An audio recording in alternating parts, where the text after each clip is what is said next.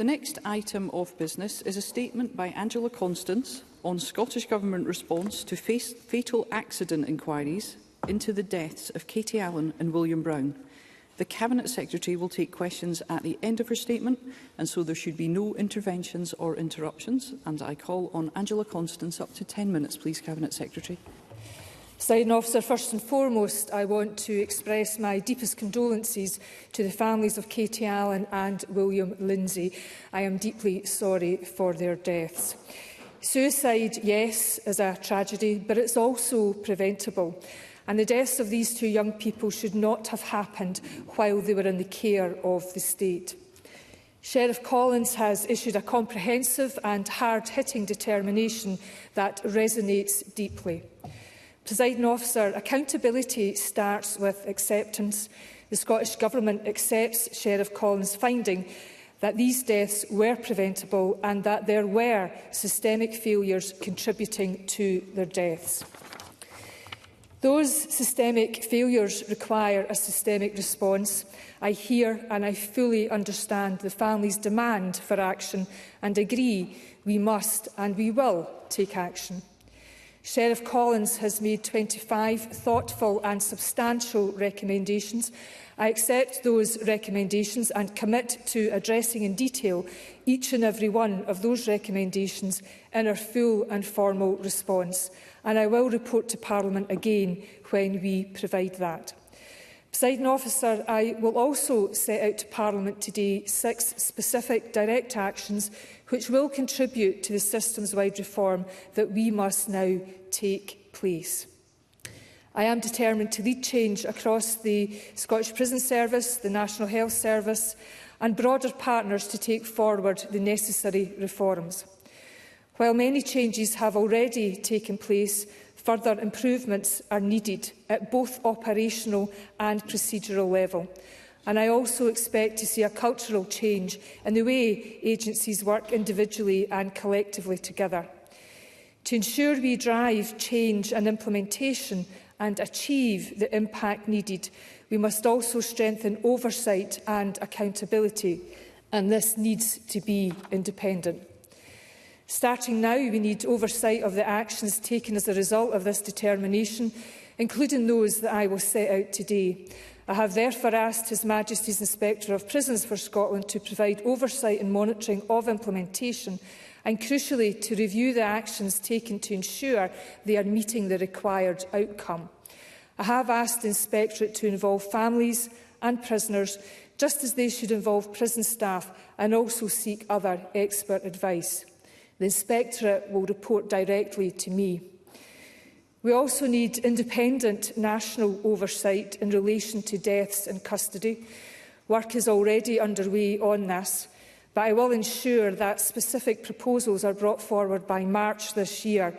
Those proposals will strengthen accountability in relation to FAI recommendations and also ensure thematic and systemic issues are identified and addressed, which will also inform and support work on prevention. Presiding Officer, let me now turn to the actions. The first is in regard to the physical environment within prisons, focusing on ligature and risk assessments. Sheriff Collins stressed the need for greater recognition by SPS of the importance of ligature prevention, and I can confirm SPS will urgently and immediately review and revise its policy on items that can be used as ligatures. SPS has taken action to address and refurbish the physical environment and introduce trauma-informed training for staff, focusing on support for young people. They will do more by developing an anti-ligature risk assessment, which will further support work to ensure spaces can be as safe as possible. In addition, the development of suicide prevention technology will be accelerated and, if viable, piloted and reviewed. The second action relates to mental health services and information sharing. The Scottish Prison Service Suicide Prevention Strategy, Talk to Me, will be completely revised and overhauled. William Lindsay's case was sadly not unique. He was let down by many services before he arrived in custody, and there were failings in sharing information about his needs. and we need to ensure that this is never able to happen again. The Scottish Government, SPS, NHS and the Scottish courts will work urgently and immediately to ensure that all of the written information and documentation available to the courts is passed to the Scottish Prison Service at the time of a person's admission to prison. A standardised approach to sharing relevant information from agencies will also be developed. The third action relates to death in prison learning and audit reviews. These reviews will now include consideration of the safety of a prisoner's physical environment and the means by which they were able to die by suicide, which was a specific recommendation made by Sheriff Collins. They also now allow for input from families following engagement with the Family Reference Group. But there is more we must do. I can now therefore confirm that independent chairing of DIPLARs will now be extended to all deaths in custody with immediate effect. I can also confirm that the learning and key actions from these reviews will be available to those performing the independent national oversight role. The fourth action relates to legal aid for bereaved families participating in fatal accident inquiries. Currently, families are entitled to legal aid on the basis of means testing, with the majority of families receiving support.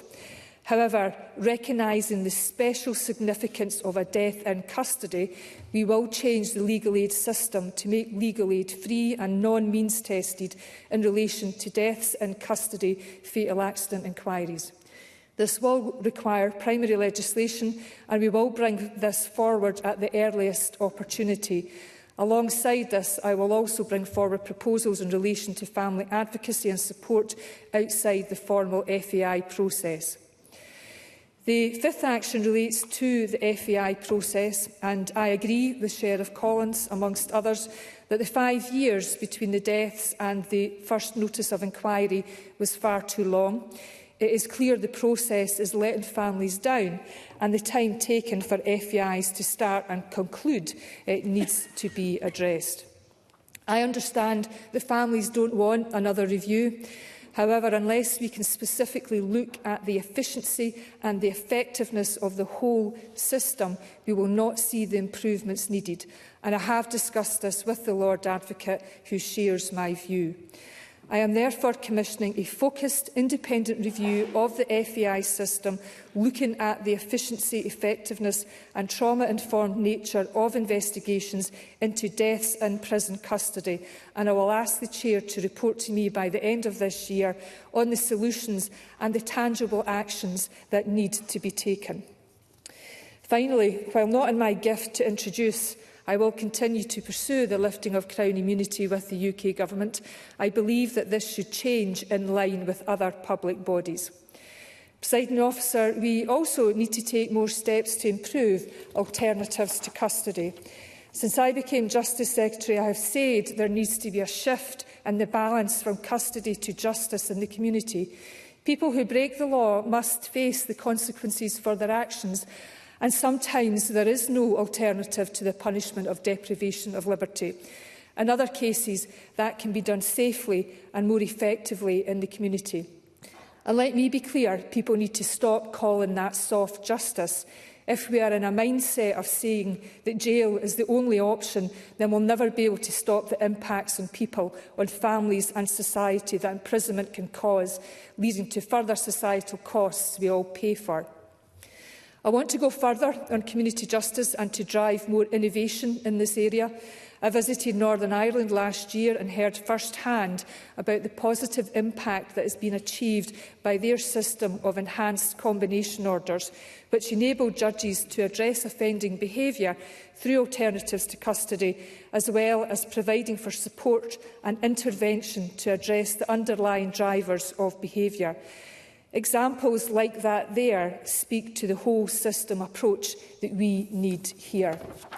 And I will come back to this Parliament with plans to strengthen our community order system. And I want this Parliament to remember this day when we do so. Presiding Officer, like everybody here, I don't want any preventable deaths in our prisons, and there should be no suicides. We will, I can assure you, address the systemic failures identified by Sheriff Collins and strengthen oversight and accountability of the reforms that must be made. I expect services to be provided within a culture of transparency, candour and compassion. That is particularly true in relation to all of those in the care of the state. Accountability starts with acceptance. It doesn't end there, and accountability must also result in answers and actions that lead to lasting change.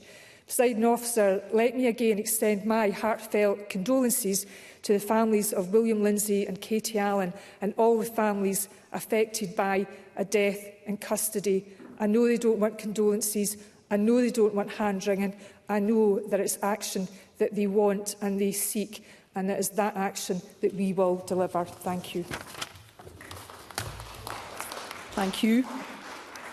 The Cabinet Secretary will now take questions on the issues raised in her statement. I intend to allow around 20 minutes for questions. I'd be grateful if members who wish to put a question were to press their request to speak button. And I call Liam Kerr. Thank you, Presiding Officer, and I thank the Cabinet Secretary for advance sight of her statement, and let me also extend my deepest condolences to the families of Katie Allan and William Lindsay. I have 3 questions for the Cabinet Secretary, which I'll keep brief to ensure she has time for full answers. The Cabinet Secretary has signalled that she will pursue the lifting of Crown immunity. Will she set out for us when she anticipates real progress to be made on this and hopefully success on that? Secondly, the Cabinet Secretary has referenced the system of investigating the deaths of prisoners, but says it will take a further year, to report. Can she explain to us why this further delay is needed, to point out what seems to be obvious to everyone in the system, that it's not currently working? And finally, the Cabinet Secretary says she will extend legal aid to bereaved families participating in FAIs. However, the legal aid system is already very short of money and resources. So what extra funding and resources does she consider are necessary? Will they be made available, and when? Cabinet Secretary. I very much appreciate Mr Kerr's questions today. In terms of Crown immunity, he will know that that is not in my gift to deliver. It is a reserved issue. Nonetheless, I have made a commitment today to Chamber and indeed to the families who are sitting in the public gallery that I will pursue that in good faith. I know that there are other members in this Chamber who will have party connections on both sides of the border. It was a live discussion when we took through the Prison Ethics, Conduct and Scrutiny Bill at Stage 2, in and around that much broader issue of conduct, good conduct or misconduct in public office. It is imperative that we all recognise that public confidence and trust in all of our public services is what binds us together. In terms of the work around the fatal accident inquiry, in terms of the underpinnings of that, I will of course come back with Parliament with a more detailed timetable. I do have to be upfront. I don't expect any inquiries in and around fatal accident inquiries to be straightforward or plain sailing. I really hate the phrase complex, but in this case that is. But what I want to ensure is that, and again I can consult others on this, is that we set the terms of reference correctly in that, so that it can be completed timely. I know there are many issues and many asks of improvements around fatal accident inquiries, but first and foremost, in terms of delivering work for families affected by death in custody, we must have a focused look around the death in custody fatal accident inquiries. And in terms of legal aid, it is of course demand-led.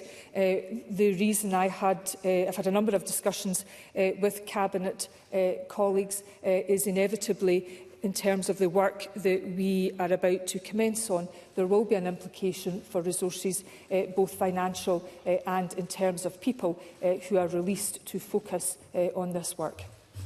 I call Pauline McNeill. I thank the Cabinet Secretary for advance sight of the statement, which I find helpful. This must be a turning point for Scotland's prisons. Our system lacks accountability and transparency when there are deaths in custody. And since the tragic and preventable death of Katie Allan and William Lindsay-Brown, sadly there have been more deaths. So now is the time to adopt all of these recommendations, which the Government has done, but to go beyond that and use this as the basis for a whole change system. Because for too long the prison system that we trust on behalf of the state to look after people has let families down who are immediately shut out of a system whose first response is to defend its own interest. Communication to families on the immediate death of their loved ones has been poor. The unfettered access to information following a death in custody that families were promised by Her Majesty's Inspector of Prisons recommendations is meaningless unless those families have rights to their own representation. I have one question, one specific question. Will the Cabinet Secretary commit to legal aid support for all families in the first 24 hours following a death in custody, so they have a chance against this system to ask immediate questions about what happened in the circumstances of the death of their loved one? This is what families tell me, that it's the first period after which they feel closed out of the system. I think that would go a long way to making sure we have whole-scale change of our system. Cabinet Secretary. Presiding Officer, I very much embrace the point that Pauline McNeill articulated about today should be a turning point for those who are in the care of the Scottish Prison Service, but also a turning point in what more we need to do to prevent people going to prison in the first place. Because while not for one moment as Cabinet Secretary for Justice do I demur from the recommendations and changes that are now required to take place within the prison service. My challenge to other government colleagues and my challenge to colleagues right across the political spectrum is that we also have to look at what happens to people in their life experience before they have any contact with the criminal justice system, because quite often we will see a litany of failure of the most vulnerable in our society. And I do very much want to see that equality of arms. That is particularly acute when there is a death in custody. I will look at the suggestion that Pauline has made about the timing in terms of legal aid support, as I hope I've indicated to Mr Kerr and others, there is indeed some deep work to do, work that has breadth and depth to it, to ensure that we can deliver on the promises that we've made today. Call Maggie Chapman, to be followed by Willie Rennie. Thank you. I too express my deepest condolences to the families and friends of Katie Allan and William Lindsay. Their deaths were preventable. The Cabinet Secretary spoke of much-needed operational, procedural and cultural change across multiple agencies and institutions, as well as specific actions and monitoring of their implementation. But prevention must be paramount. Both the prevention of behaviour that leads to imprisonment in the first place, and then ensuring those who must be incarcerated, ensuring that they have the support they need when they need it. Can the Cabinet Secretary say more about the mental health services available and whether the revision of the Talk to Me programme will be sufficient? And can she also provide reassurances that the suicide prevention technology will not replace human, in-person support and contact that is so important to sustain and improve mental health in those in prison? Cabinet Secretary. Presiding Officer, prevention is indeed paramount. One, to prevent people having contact with the justice system in the first place. Secondly, to prevent unnecessary incarcerations. And then there's the prevention work that has to be pursued to ensure that our people are kept safe at all times once they are in our care. And the point that I've heard Ms Chapman make, and a point that I would endorse time and time again, is that prison isn't not and cannot be the end of the line. People cannot go to prison and be out of sight, out of mind. The work that is done in our prisons is imperative to keeping people safe, but also to their rehabilitation and ultimately to the well-being of our society. In terms of what I can say is that suicide prevention technology should not and cannot replace human contact. What it does do, potentially, and it will have to be tested in a prison environment, is that it can give more dignity as well as protection to people who are at risk. Because you can imagine that if you have to check on someone every 15 minutes, every 30 minutes, what that does to disrupt their sleep. And if you can use technology that means that it's perhaps radar-based technology where people's respirations and their movements can be monitored, as well as some of the blind spots in a cell, that is more dignified and that is in keeping with trauma-informed care. Willie Rennie, to be followed by Audrey Nicholl. The decisions that we take in this Parliament do matter, and it could hardly be more striking than today. It's very emotive to see the families here today, and I'm sure we all feel for them. I've been frustrated and frankly annoyed that fatal accident inquiries for years take so long to begin. So will the Cabinet Secretary consider removing the responsibility for fatal accident inquiries from the Crown Office and ring-fence the responsibility in a separate organisation? And secondly, can she explain why it did take almost 3 years for the prison suicide prevention strategy not to be renewed? It's taken all that time when it was essential that it was renewed. Cabinet Secretary. Presiding Officer, I have often heard Mr Rennie articulate his annoyance and frustration, and I really hope today that we all share a sense of anger, and that going forward that we can actually hang on to that anger. I have to say, in terms of whether fatal accident inquiries should be removed from the Crown Office, that has not been at the forefront of my mind. My focus is on what can I do in the short and the medium term within the time that this Parliament has left in terms of delivering for families. So I'm very focused on deaths in custody and fatal accident inquiries in relation to deaths in custody, and seeing those time spans become much shorter. I do know that there has been an increase in resource invested in the Crown Office, and with good reason, because of the demand on their role in terms of their investigation, their independent investigation into deaths. They are dealing with 14,000 to 15,000 cases per annum. I also know that they are regularly publishing performance statistics in and around that as well, and there is an improving trajectory. I think where we all share a sense of frustration is around those fatal accident inquiries, those mandatory fatal accident inquiries that are with respect to deaths in custody for the people who die while they're in our care. Audrey Nicholl, to be followed by Sharon Dowie. Thank you, Presiding Officer. And can I also extend my deepest condolences to the families of Katie Allan and William Lindsay. I welcome the Cabinet Secretary's recognition that the fatal accident inquiry process between the deaths and the first notice was far too long, adding to the trauma of families, and that there must be consideration of how this can be improved. So can I ask the Cabinet Secretary if this will also include the issue of information sharing with families so that that process also improves? Cabinet Secretary.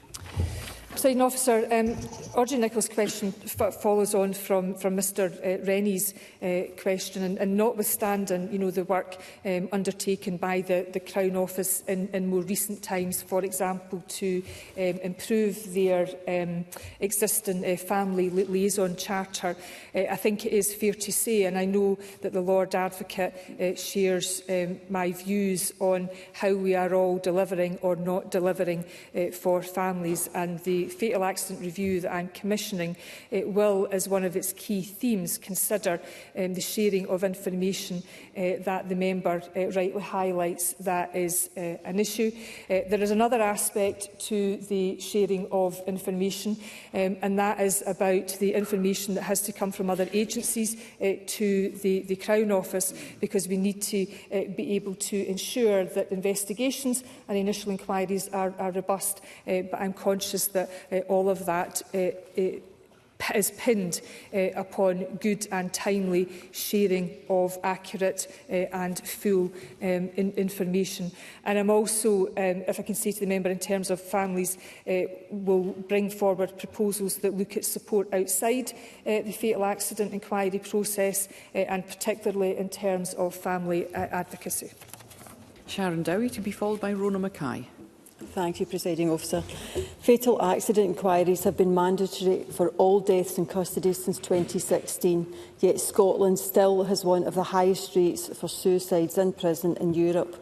Would the Cabinet Secretary consider making it mandatory to implement all fatal accident inquiry recommendations so that lessons are learned and we can avoid making the same mistakes again and again?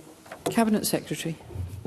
Presiding Officer, the member is quite correct to say that in comparison to our European friends and neighbours, Scotland does have the highest suicide rate within our prisons. It is quite stark. It's higher than south of the border and elsewhere in Western Europe. I have, of course, given some thought to the issue of making it mandatory, the implementation of fatal accident inquiries. I have, however, noted, based on much of the good research done by the University of Glasgow and indeed Mrs Allan, looked at the variability of fatal accident inquiries, both in terms of what that research describes as quality and quantity. And if it was mandatory, we may have the issue of recommendations that are somewhat contradictory to each other. But I hope what I have outlined today in terms of the oversight from HMIPS, but also, crucially, the oversight in terms of the national mechanism and the 6 actions that I have commissioned today, many of which are in direct response to the recommendations made by Sheriff Collins. And I hope that gives the strongest indication of my intent on this matter and how we will see things through. Rona Mackay, to be followed by Paul O'Kane. Thank you, Presiding Officer. At the age of 16, William Lindsay should have been in secure accommodation, not prison, but there were not enough spaces. Whilst I welcome that no under-18s are now there, can the Cabinet Secretary assure me that there are enough secure accommodation spaces to accommodate the people who need to be housed there? Cabinet Secretary. Presiding Officer, as members will be aware that as a result of the Care and Justice Scotland Act passing last year, as of the 28th of August, no under-18s will be detained in a young offenders institution and instead will be held in a suitable setting such as secure care. Secure accommodation capacity can be tight and capacity can change on a daily basis.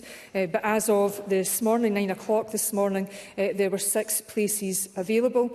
I can also confirm that I expect ongoing work to be able to further alleviate those pressures shortly, and can assure the member that we pay very close attention to the number of spaces available on a daily basis. Paul O'Kane, to be followed by Fulton McGregor. My thoughts today are with the families whose lives can never be the same. Katie Allan grew up in East Renfrewshire, as I did, and we have all heard that was in a family, a school, a community where she was so loved and had the fullness of her life and potential ahead of her. And the findings, I believe, should make us ashamed of the failure of Katie, William and so many others. The Cabinet Secretary knows the long fight that the family have had on the issue of investing in safer cells, in particular the removal of ligatures. She knows the backward steps that they have experienced, and she knows the battle to access information. But noting the clear recommendations on this, the agreement in principle which she has made within her statement, can the Cabinet Secretary outline clearly a process and a timeline for the SPS dealing with ligature risks across the estate, and what capital investment will support this? Cabinet Secretary. Presiding Officer, the total investment in the Scottish Prison Service for the new financial year will be in excess of £881 million. That is both in terms of resource and capital. I am, of course, realistic and aware that there is always a cost to additional actions, both in terms of resource and people. In terms of some of the actions that I've outlined in the statement, I expect those to be either immediate or urgent, and I have given a commitment to come back to Parliament in March, where there will be further detail on the timelines, because I'm acutely conscious that it's all very well committing to action and implementing recommendations, but that has to go hand in hand with a full and detailed implementation plan, and that will be what I will be invested in going forward. Fulton McGregor, to be followed by Ros McCall. Thank you, Presiding Officer, and I'd like to also pass my condolences to the families. I appreciate the Cabinet Secretary has referred to the issue of Crown immunity a couple of times already today, but I wonder though if she believes that a change in government at Westminster allows for any opportunity to pursue this with renewed urgency. Cabinet Secretary. Presiding Officer, I very much hope that the change in government will allow for more fruitful discussions on this matter. I've already laid out my position in questions to others about how I will pursue this in good faith. The previous government didn't reply to earlier correspondence from the previous First Minister. I do think there is a wider interest right now in misconduct in public office, and there are various other inquiries that have led us to this position too.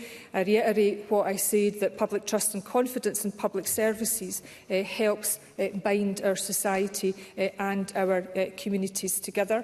And if I can just add one thing to Mr Fulton, it's something that I said to the family earlier. The one thing I want to be clear to the families and to Parliament, that what I won't be doing is calling for action in another place that is the responsibility of others at expense of the action that I can take. So I will pursue the issues in and around Crown immunity, but I want to make clear that that action will not be at the expense of the action that I have within my gift. Ros McCall, to be followed by Claire Haughey. I echo the condolences to families who have waited too long for answers. Given that the Care and Justice Act means that most under the age of 18 will now be housed in secure accommodation, which has capacity issues highlighted recently in the statement to Parliament a couple of weeks ago by the Minister for Children, Young People and the Promise. So can the Cabinet Secretary assure me that all the lessons will be applied where appropriate across secure settings where young people are in our care? And can the Cabinet Secretary shed any light on where any young offenders will be placed in the event of full capacity? Cabinet Secretary. Well, let me be clear to Ms McCall.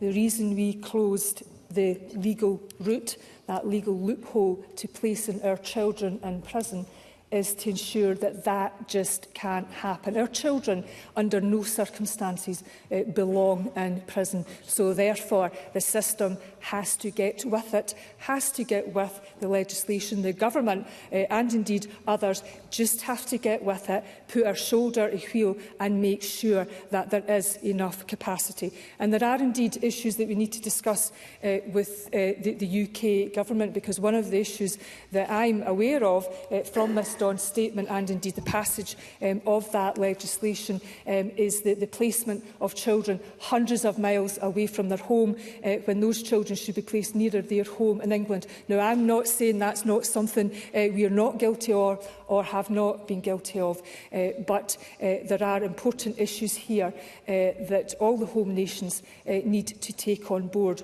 because these children at the end of the day are our children, and they need to be nearer to their communities safely for them and indeed the community when that's necessitated, but they should not be passed from pillar to post. And I think it was a decisive moment when this Parliament, it wasn't unanimous, and I regret to say that, but it's a decisive moment when we said we are not having our children, we are not having under-18s in our prison system.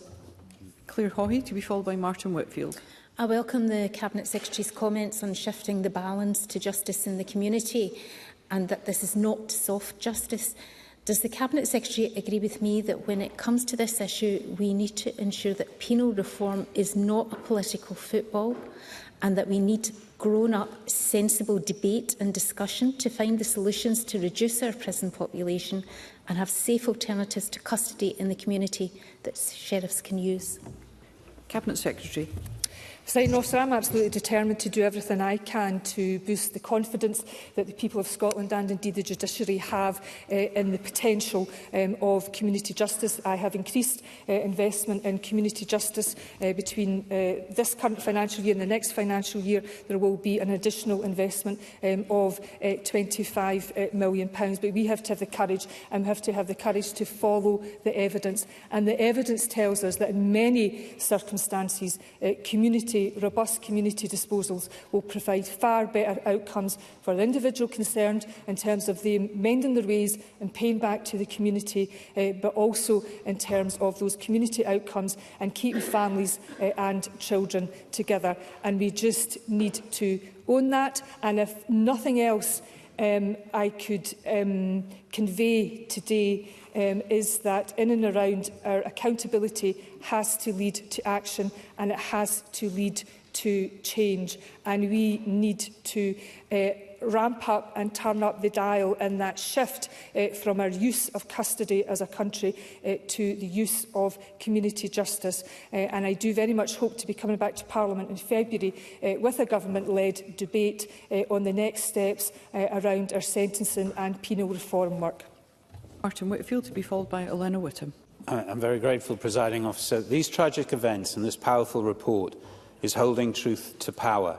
And can I welcome the statement today, but also the tone and the approach that the Cabinet Secretary has taken.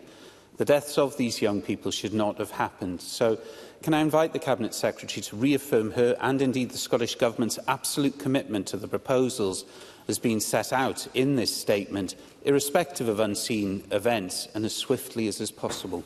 Cabinet Secretary.